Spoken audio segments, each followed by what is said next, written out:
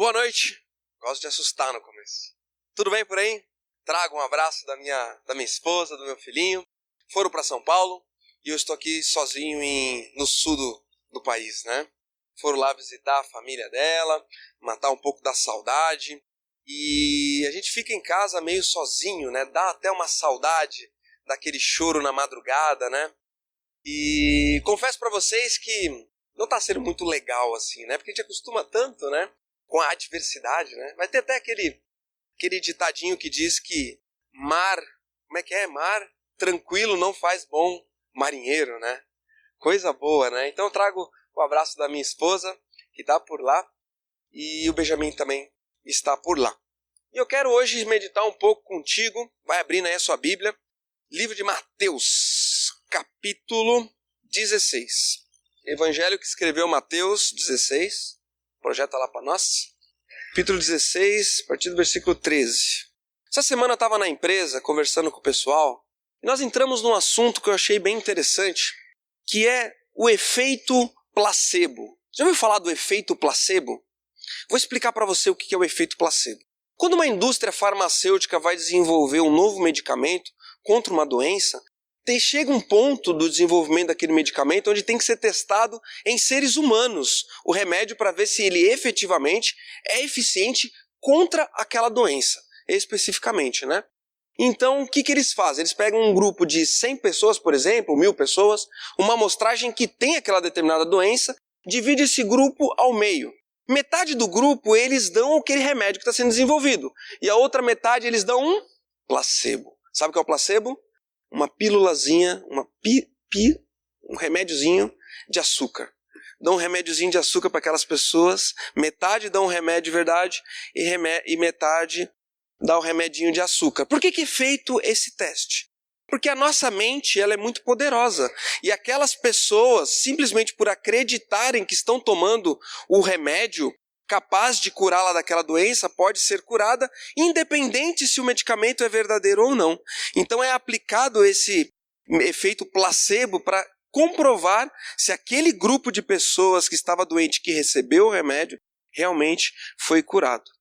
E uma das pessoas que estava ali conversando naquela roda de amigos na empresa falou assim: sabe de uma coisa? A igreja também é um placebo.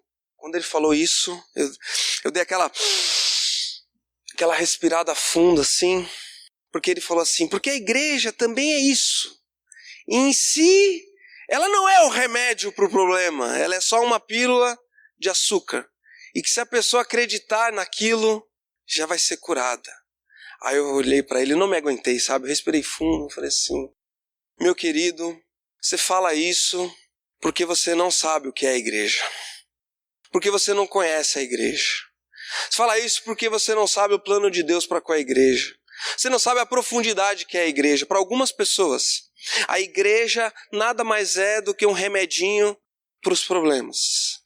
Para algumas pessoas, realmente, adentram por uma igreja ou aqui na Aliança Bíblica, em busca da solução de um problema ou outro.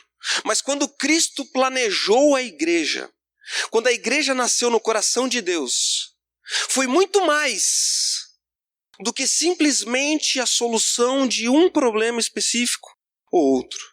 A igreja veio para transformar a essência da nossa sociedade como um todo, dos rumos da nossa história. E foi muito legal poder compartilhar ali um pouco, lá na empresa, a respeito desse assunto. E o que é a igreja para nós? Muito mais do que simplesmente um estilo de vida gostoso de se viver. Muito mais do que um clube. A igreja é a maneira pela qual Deus optou para que nós nos relacionássemos. Libertação profunda para os nossos pecados. Deus, médico é Deus. Olha que legal. Nossa alma, meus queridos, está adoentada. Adoentada profundamente. Adoentada de tal forma que por nós mesmos nós não conseguimos solucionar o problema da nossa alma. Sabe qual é o problema? Pecado. Imagina um carro que está sendo transportado daqui de Caxias para São Paulo por uma caçamba. Sabe aquela caçamba, aquela cegonha que leva vários carros? Imagina um carro que está lá em cima da cegonha e por um erro ali ele cai de cima da cegonha e cai de quina no piso. E a fábrica pega aquele carro batido, leva para tentar consertar ele. Só que o chassi daquele carro ficou comprometido. Você pode fazer o que for com aquele carro. Você pode trocar as peças. Você pode pintar ele de novo. Mas estruturalmente ele está comprometido. Você entende isso? Entende isso que eu quero dizer? Os seres humanos são estruturalmente danificados por causa do nosso pecado. Por causa do nosso pecado. E a história seria muito triste, muito trágica, se Deus não tivesse agido na nossa vida e através, olha aqui, ó, Deus, não funcionou, mas Deus é o médico. Eu tenho um problema de saúde, que eu sou hipertenso, tenho que tomar um medicamento. Quando eu descobri que eu tinha esse problema de pressão alta, eu tive que ir ao médico. Eu pergunto para você, saber que existe um médico capaz de receitar o tratamento adequado para mim é suficiente para me tratar dessa minha doença? Simplesmente saber que ele está lá, o cardiologista, adianta? Não adianta. Saber que Deus é o médico adianta para curar a nossa alma? Não. Crer que Ele é o médico adianta? Também não adianta. É preciso mais do que o conhecimento de Deus. É preciso mais do que saber a história que a Bíblia conta. E Deus, Ele é o médico. O que é o remédio? Sabe qual é o remédio para a nossa alma? O que é? Cristo. Cristo é o remédio que esse médico receita para nós. Quer se curar dos seus pecados, dessa queda que o seu carro caiu dessa cegonha? Cristo é o remédio. Que nem o médico falou para mim no dia que eu fui lá, Fabrício, você vai tomar esse medicamento aqui, ARA2H.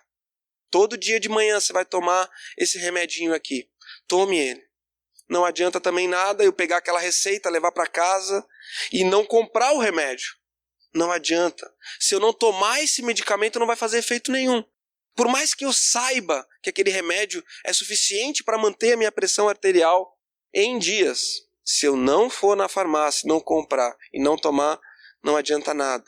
E a restauração é o Espírito Santo de Deus. Pensando nessa analogia do remédio, o Espírito Santo é aquele que vai agir, fazer com que o medicamento haja aonde ele tem que agir. Da mesma forma, o Espírito Santo de Deus pega o medicamento que é Jesus Cristo, receitado pelo Deus Todo-Poderoso para a nossa vida, e age no nosso coração. Ele pega as características de Cristo, as características desse medicamento, e coloca em contato com a nossa doença, com a nossa alma, com o nosso caráter, e vai mudando a gente de dentro para fora. Esse é a restauração que o Espírito Santo de Deus faz na nossa vida. E olha que interessante. Sabe qual que é o tratamento? A igreja. O médico é Deus. O remédio é Cristo. A restauração é o Espírito Santo. E o tratamento é a igreja. O meu medicamento, quando eu tomei, quando eu fui lá no médico, ele falou assim, embaixo ele colocou assim, uso contínuo. Isso é meio impactante, né? Porque você nunca tomou um medicamento de uso contínuo, mas ele colocou ali embaixo. Ou seja, não adianta eu tomar aquele remédio para pressão 1 semana e depois ficar 3 semanas sem tomar. Não adianta. O tratamento para que eu esteja bem é tomar aquilo continuamente. E esses dias eu fui no médico de novo e falei com ele. Falei, doutor, eu queria parar de tomar esse medicamento. É possível? Ele falou assim, Fabrício, quantos anos você tem, Fabrício? Eu falei, 38. Aí ele falou assim, provavelmente você nunca vai deixar de tomar esse medicamento. Mas não se assuste. Eu também tomo esse medicamento há 10 anos. E eu teve uma vez que eu até consegui parar, mas depois voltou. Porque o uso desse medicamento é contínuo para a nossa saúde. Mas sabe qual é o principal efeito desse medicamento, Fabrício? Aí eu falei, vai falar uma desgraça qualquer, né? Ele falou assim, o maior efeito desse medicamento que você está tomando é a redução da sua mortalidade. Tome esse medicamento em dias e sua vida vai durar mais. Esse medicamento a maioria das pessoas precisaria tomar, mas as pessoas evitam até pensar que tem pressão alta e não tomam. Não se assuste ao tomar esse remédio, porque esse remédio vai fazer com que os seus anos de vida se prolonguem. Vai fazer com que os meus anos de vida se prolonguem. Eu também sofro de hipertensão, o médico falou para mim. E quando ele falou isso, Fiquei até feliz. Amenizou, né? Assim, já que é assim, vamos tomar, né? Tô tomando o remedinho todo dia. E não pode comer sal. O tratamento de Deus é a igreja. Uso contínuo. Uso contínuo, meu querido. Porque é aqui na igreja onde a gente vai se conectar uns aos outros. É aqui onde uma vida vai ser moldada a outra, onde o ferro vai afiar o ferro, onde os relacionamentos vão acontecer, onde a nossa paciência vai ser testada, onde o nosso amor vai ser manifestado, onde nós, como corpo, vamos poder conseguir de uma maneira muito eficiente impactar Bento Gonçalves. Você acredita nisso? Acredita? Você acredita? Nós podemos. Não porque a gente é bom, mas porque servimos um Deus todo-poderoso. Um Deus que idealizou esse corpo chamado igreja, que idealizou esse corpo chamado aliança bíblica. E nos colocou aqui em Bento Gonçalves estrategicamente. Então, vamos ver hoje sobre o tratamento de Deus. Mateus 16, 13 até o 18. Vamos lá, gente. Todo mundo achou, hein? Diz o seguinte: chegando Jesus à região de Cesareia de Filipe, perguntou aos seus discípulos: quem os outros dizem que o Filho do Homem é? Eles responderam: alguns dizem que é João Batista, outros Elias, e ainda outros Jeremias e um dos profetas. E vocês? Perguntou ele. Quem vocês dizem que eu sou? Simão Pedro respondeu: tu és o Cristo, o Filho do Deus vivo.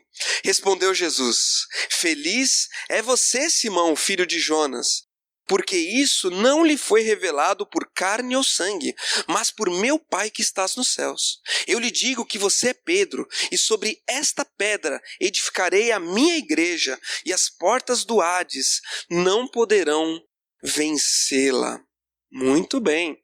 Eu li aqui a tradução da Nova Versão Internacional. Se a sua é um pouquinho diferente, saiba que as duas traduções são do mesmo texto original lá atrás, tá bom? Mas tem mais ou menos o mesmo sentido. Olha que legal. Não dá para ver direito aqui essa imagem, mas eu queria muito que você imaginasse uma coisa. O primeiro versículo aqui diz que eles, chegando Jesus à região de Cesareia de Filipe. Se você chegar na sua casa, colocar no Google assim, Cesareia de Filipe, sabe que imagem vai aparecer? Essa imagem. Cesareia de Filipe era uma região extremamente rochosa. A cidade era esculpida na rocha. Então, olha que legal, Jesus ele é muito ilustrativo em todas as partes ali, quando ele vai dando os seus ensinamentos, ele gosta de dar ilustrações. Então ele leva os discípulos dele a uma região específica, chamada Cesareia de Filipe. E essa região é esculpida na rocha. E ali naquele lugar, Jesus vai lançar alicerces numa rocha muito profunda, que os seus discípulos, amanhã depois, vão lembrar, lá de Cesareia de Filipe. Você lembra Pedro, você lembra João, de quando Jesus falou aquilo lá atrás em Cesareia de Filipe, aquela rocha? Pois é, nós estamos vendo essa rocha se materializar aqui diante de nós. E nós vamos ver que rocha é essa. Primeira coisa que Jesus pergunta aqui então. Perguntou aos seus discípulos: quem os outros dizem que o Filho do Homem é? Eles responderam: alguns dizem que é João Batista, outros Elias, e ainda outros Jeremias e um dos profetas. Jesus então pergunta ali para os discípulos dele, né? Quem que o povo está falando a respeito de mim? Qual é a ideia que as pessoas têm a respeito de quem eu sou? E sendo aqueles discípulos da tradição judaica, logo eles se recordaram daquilo que o povo está falando a respeito de Jesus. E eles citam aqui alguns dos profetas do Antigo Testamento. Mas é interessante essa resposta dos discípulos, porque ela traz consigo um conceito muito interessante. Quem é Jesus para as pessoas? Para a maioria das pessoas, Jesus é uma das vozes que clamam por aí. Para a maioria das pessoas, Jesus é um dos medicamentos que nós podemos tomar. Para a maioria das pessoas, Jesus é apenas um profeta. Para a maioria das pessoas, Jesus é apenas um estilo de vida a ser seguido. E eu te pergunto, você já leu esse livro de ponta a ponta? Alguém já leu esse livro de ponta a ponta? O que esse livro, qual é a mensagem central desse livro? Alguém sabe? Todo esse livro, meus queridos, desde o haja luz até a última palavra do Apocalipse, todo ele gira em torno de um único tema, de um único assunto. E esse assunto é a cruz de Cristo. O tema central da Bíblia é Jesus. No Antigo Testamento, tudo aponta para Jesus. Tudo aponta para Cristo que viria. Muitos profetas se levantaram, um atrás do outro, visualizando profecias de que o Cristo viria. Muito legal, tem uma descoberta arqueológica que fizeram, pergaminhos do Mar Morto. Já ouviu falar dos pergaminhos do Mar Morto, que foi descoberto um tempo atrás? Havia um pastor de ovelhas próximo ao Mar Morto, e ele jogou uma pedra dentro de uma caverna. Dentro daquela pedra, ele ouviu um barulho quando a pedra caiu lá dentro. E ali era um barulho de vaso sendo quebrado. Ele foi ver o que era. Quando ele entrou naquela caverna, ele viu diversos pergaminhos espalhados que estavam dentro daquele vaso que se quebrou e vários outros vasos ali. E os arqueólogos foram lá ver o que eram aqueles documentos que estavam ali perdidos. E começaram a ver, nossa, isso aqui é coisa muito antiga. E começaram a analisar aqueles textos. E dentre os textos que ali estavam, do pergaminho do Mar Morto, tem um livro muito interessante, chamado Livro do Profeta Isaías, que é o mesmo que você tem em mãos aqui. E os pergaminhos do Mar Morto mostraram que aquele livro de Isaías, datado mais ou menos uns 700 anos antes de Cristo, um profeta que olhou e viu que nasceria o Cristo e escreveu. Sabe aquele texto de Isaías que fala que viria o Cristo? Ele escreveu muito tempo antes. Não só Isaías, mas muitos outros apontando para Cristo. E quando os discípulos falam para Jesus, você é um dos profetas, Jesus respira fundo também. Porque Jesus sabe que ele não é apenas mais um dos profetas. Ele sabe que todos os profetas, que antes dele, todos os profetas apontaram para ele. Mas daí ele pergunta para os discípulos, e vocês? Vamos ler aqui, ó. E vocês, versículo 15, perguntou ele, quem vocês dizem que eu sou? Simão Pedro respondeu, tu és o Cristo, o Filho do Deus vivo. Respondeu Jesus, feliz é você, Simão, filho de Jonas, porque isso não lhe foi revelado por carne ou sangue, mas por meu Pai que estás no céu. Tu és o Cristo. Essa frase, o Cristo, ela é muito significativa, porque hoje em dia nós falamos assim, Jesus Cristo, né? Como se Cristo fosse o sobrenome de Jesus. Como tem Fabrício Galego, ou Leonardo Zausa, a gente fala, tem Jesus Cristo. Mas Cristo não é o sobrenome de Jesus. O Cristo é o título de Jesus. É o título que nesse momento Pedro atribui a Jesus. O ungido de Deus para o trono de Israel. Davi foi ungido por Deus para o trono. E Cristo, Pedro, ao dizer isso, ele reconhece em Jesus a divindade como rei e como filho do Deus vivo. O personagem central da história da nossa humanidade. Muito mais do que uma frase, muito mais do que uma das palavras do Antigo Testamento, muito mais do que uma maneira de se viver. Cristo, ele é o Filho do Deus vivo. E é muito legal o 18 que diz o seguinte, e eu lhe digo que você é Pedro, e sobre esta pedra edificarei a minha igreja, e as portas do Hades não poderão vencê-la. Cristo não está elogiando Pedro nesse versículo, dizendo, Pedro, você é o cara porque você falou isso. Sobre você eu vou edificar a minha igreja. Não, Cristo não está falando isso. O que ele está falando é sobre aquela declaração de Pedro. Ele faria algo novo entre os homens. E esse algo novo que nasceria com a partida dele, a chegada do Espírito Santo, se chamaria igreja. Uma nova maneira de se relacionar com Deus. A partir da morte de Cristo e da ressurreição, Cristo estabelece a igreja. E o alicerce dessa igreja, isso é muito legal. As rochas que ali estavam ilustradas, ao redor daquelas pessoas, daqueles discípulos, a rocha seria a divindade de Jesus. O Cristo, o Filho do Deus vivo. O Filho do Deus vivo. E não existe força nesse mundo capaz de destruir a igreja de Deus. Vamos ler juntos? Vamos lá. Não existe.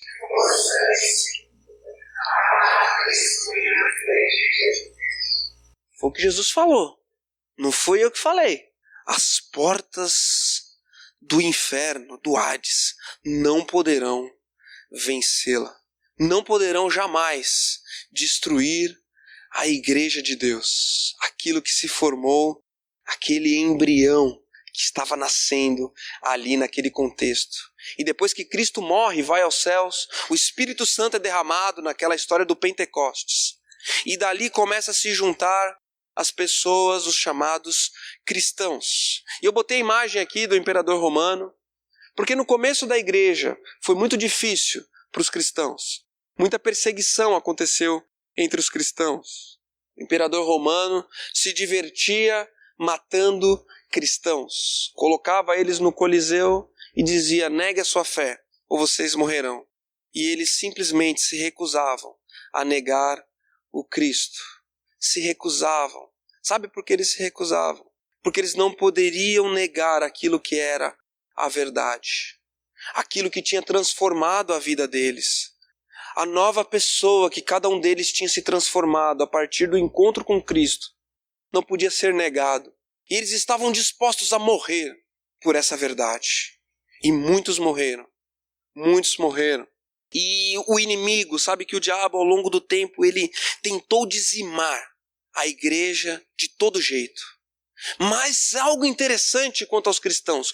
Quanto mais eles eram perseguidos, mais eles se proliferavam. Mais surgiam cristãos. Mais aparecia gente acreditando nesse tal de Jesus. Não é possível que esse movimento, chamado igreja, possa ser uma coisa natural dos seres humanos. Só é possível permanecer ao longo da história da nossa humanidade com uma ação divina de Deus. Porque o diabo fez de tudo para destruir. E como um nó que cada vez é apertado mais forte, cada vez se fortalece mais. E assim o nosso povo cresceu ao longo da história. Mas o inimigo aprendeu com a característica da igreja. E em vez de apertar esse nó, sabe o que ele começou a fazer? Vou deixar esse pessoal afrouxar. Deixa tranquilo, deixa eles mais tranquilos, deixa eles sossegados. E em vez de ir de frente com eles, sabe o que eu vou fazer? Sentar do lado e influenciando devagar. Eu vou começar a contaminar a igreja de dentro para fora. De dentro para fora. E meus queridos, essa igreja que nasceu lá atrás é a mesma de hoje em dia. Essa nós aqui como comunidade. Aliança Bíblica, temos tudo a ver com aquelas pessoas lá atrás.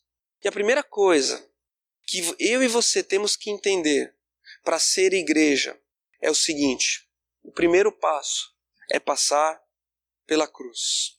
Primeira coisa que eu e você temos que entender, que para ser igreja, não pode ser igreja quem não passou pela cruz. Quem não entendeu que é pecador. Quem não reconheceu os seus pecados diante de Deus. Quem não olhou para Jesus e viu em Jesus o caminho para a salvação. Esse é o primeiro passo para ser igreja. Para ter acesso a essa comunidade linda e maravilhosa. E olha só que interessante. Só se preocupa com a salvação dos outros quem é salvo. Para e pensa nessa frase. Tem uma pessoa que falou para mim essa frase essa semana. Falou assim: Fabrício, sabe por quê? Nós como igreja evangelizamos tão pouco. Aí eu falei: por quê? Ele disse assim: porque entre nós, que se dizemos cristãos e que frequentamos a igreja, nem todos são salvos. Nem todos passaram pela cruz. E quando você não passou pela cruz, quando você não reconheceu Deus como seu Senhor e Salvador, você não se preocupa que o outro também passe.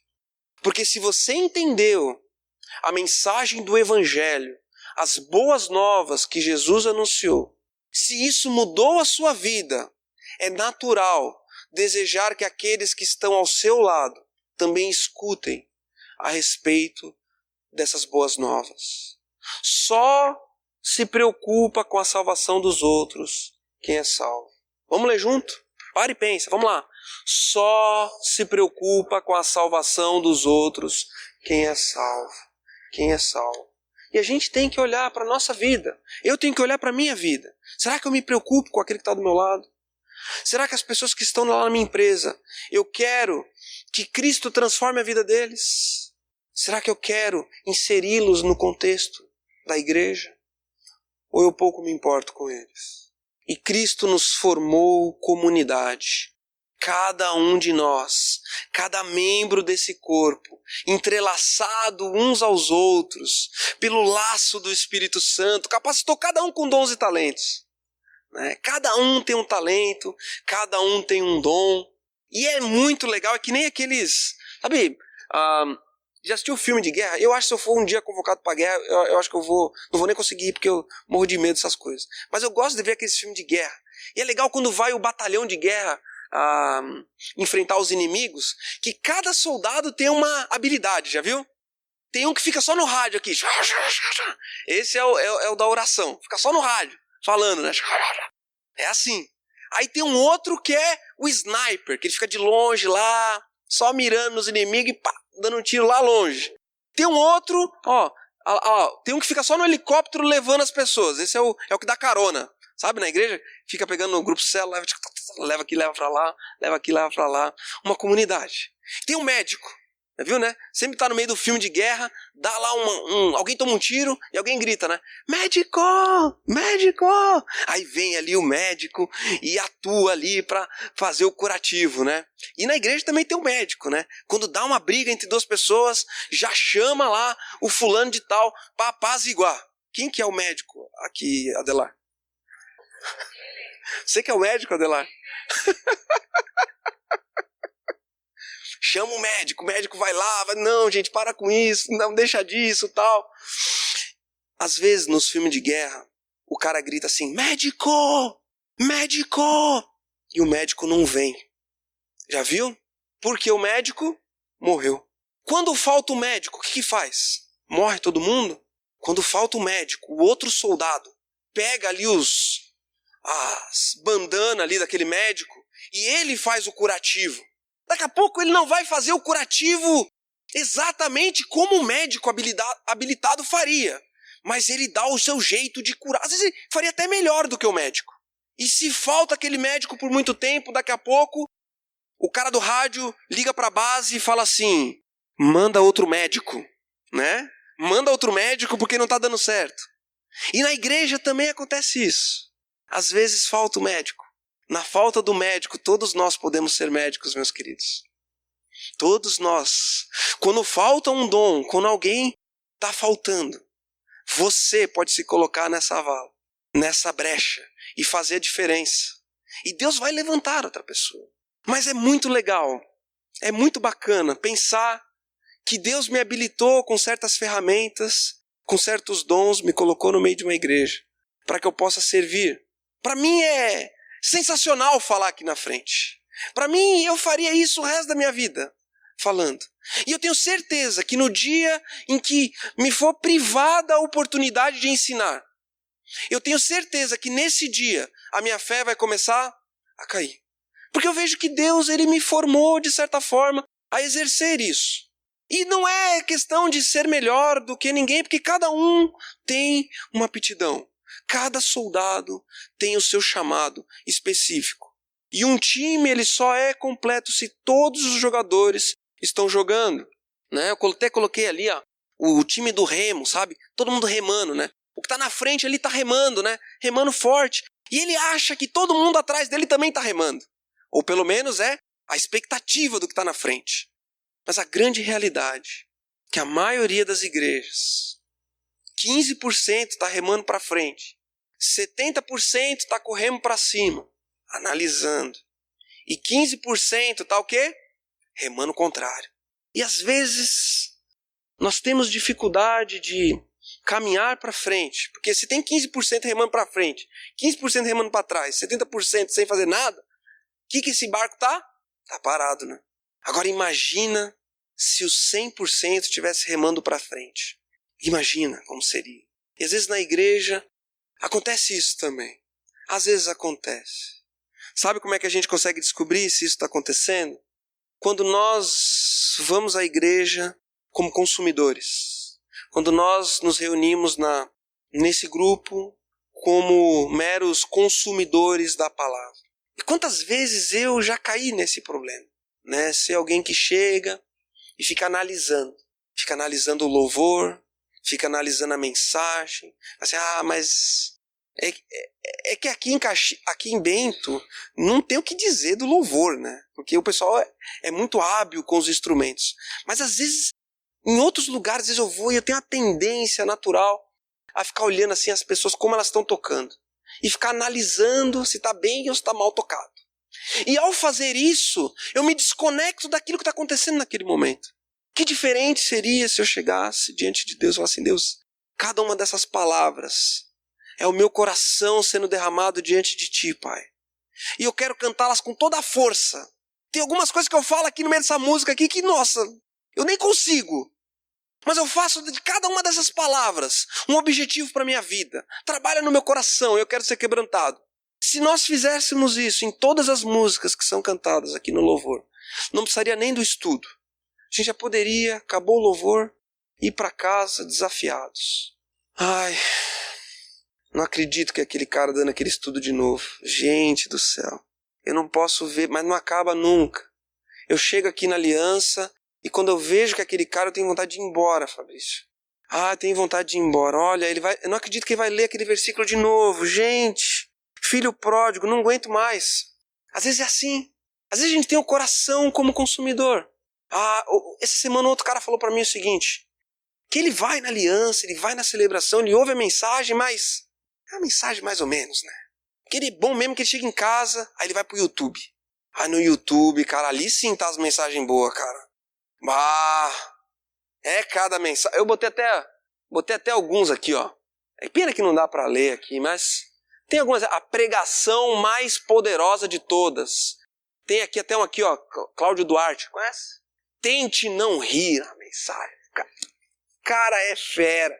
Os melhores pregadores estão lá. E eu vim na Aliança, aquele guri falando, o Adelar falando. Mas, meu Deus do céu, 30 minutos o cara não para. Não aguento mais. Meros consumidores. Sabe qual é a mensagem boa? A mensagem boa tem dois aspectos. Primeiro, bíblica, tirada da Bíblia. Segundo, uma aplicação para a sua vida. Essa é a mensagem boa. Mensagem boa. E Deus nos muniu aqui com ferramentas. Colocou aqui diante de nós pessoas para trazerem mensagens bíblicas e aplicações para a nossa vida.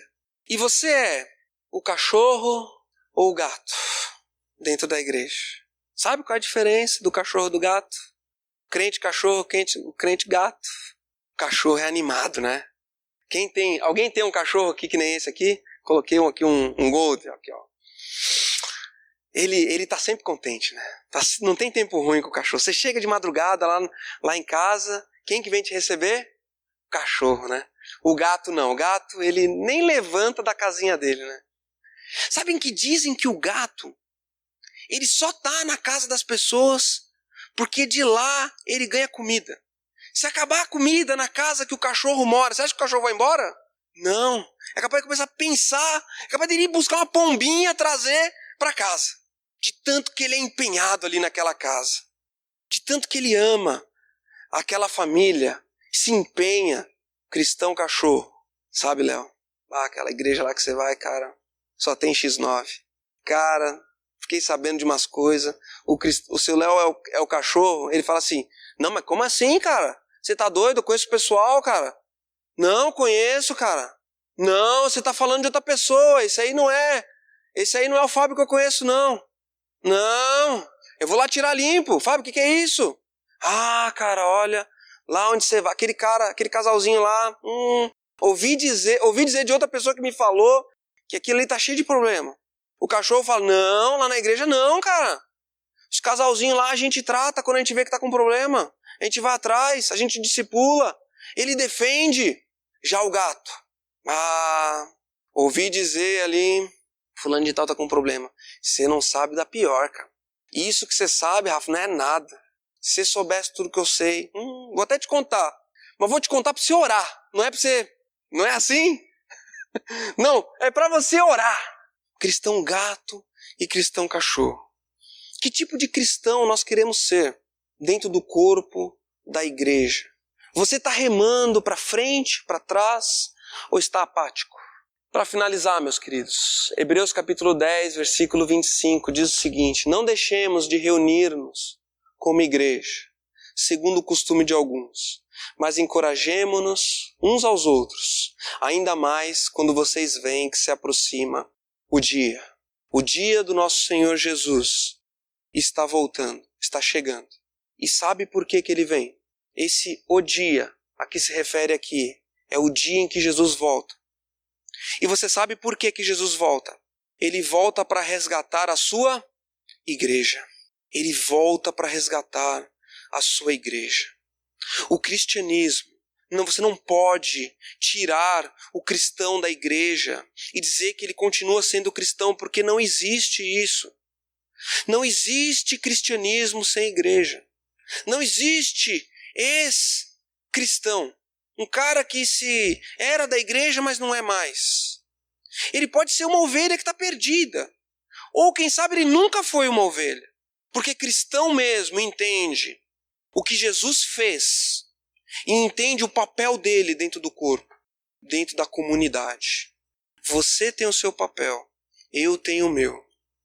E quanto mais eu e você, presta atenção nisso, quanto mais eu e você colocarmos em ação esse propósito de Deus dentro do corpo da igreja, mais completo e mais feliz nós seremos nessa vida.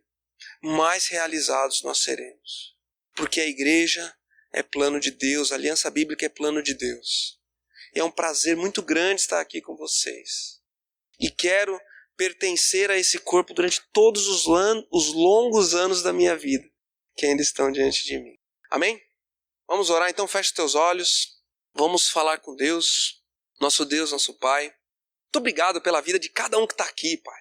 Nossa, eu entendo que o Senhor sonhou em trazer cada pessoa aqui hoje, Pai.